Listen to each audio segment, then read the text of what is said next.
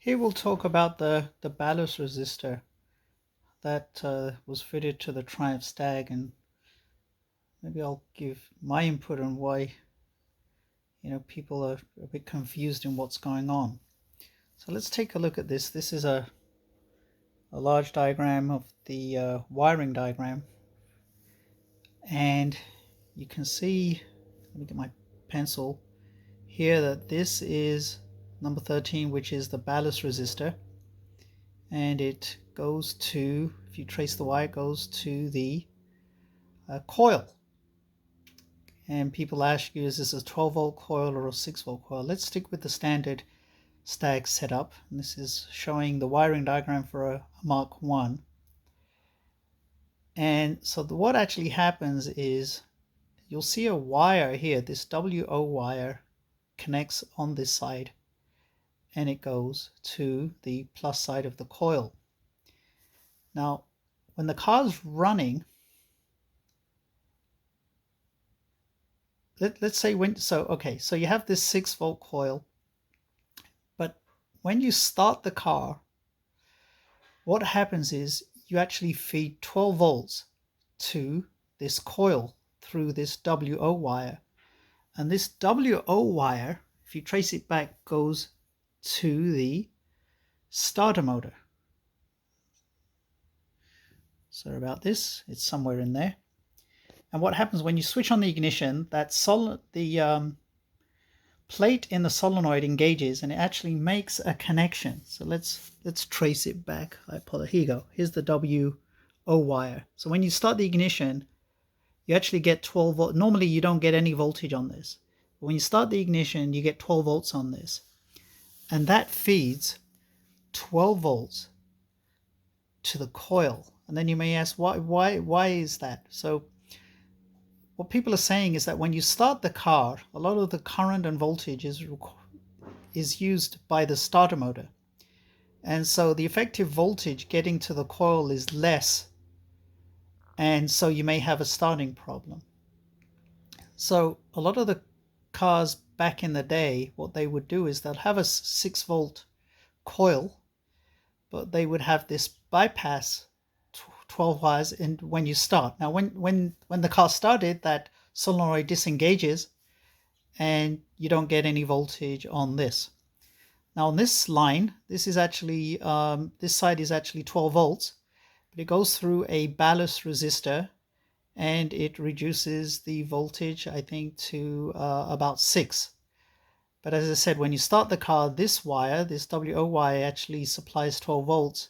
So you're shorting out this resistor and you get 12 volts, effective 12 volts to the coil, and that starts your car. Now once your car's started, this line doesn't have any voltage on it, and the only supply that's coming to the coil is the 6 volt line through the ballast resistor, and that's what it's there for. So, but with modern cars now, I suppose with modern units, it may not be an issue, I don't know, but you can let me know. But this is my understanding of it.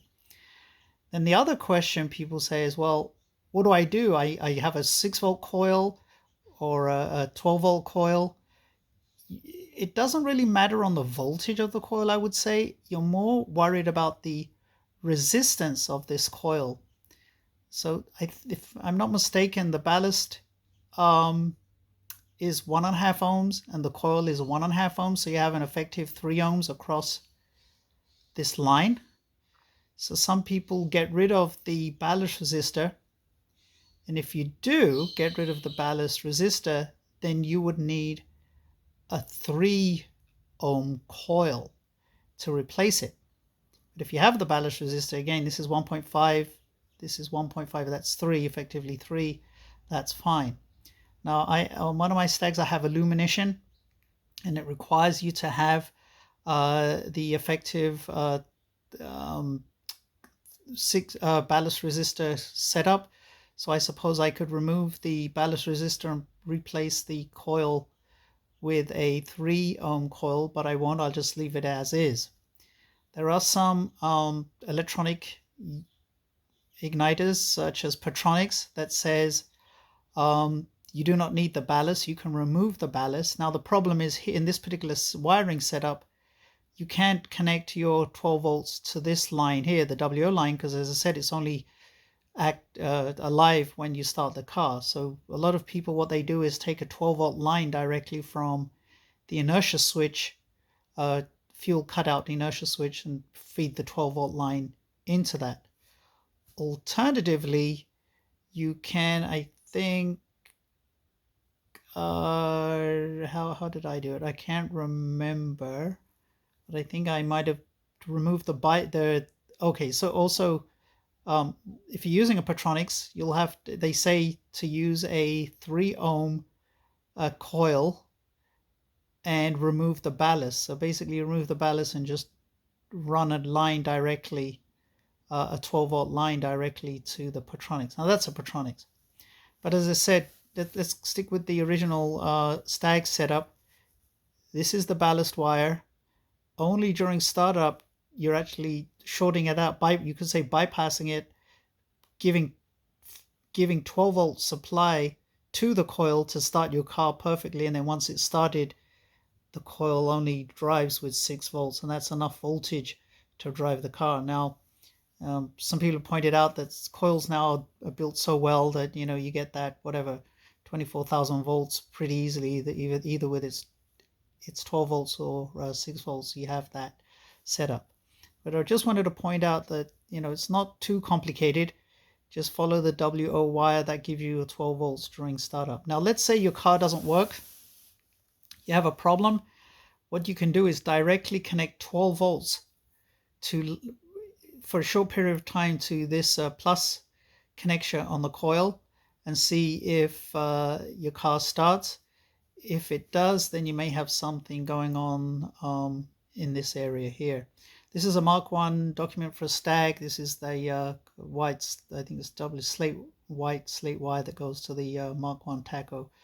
Unfortunately, I don't and I think the Mark II has a similar setup. It has a wire actually that's integrated in the wiring loom.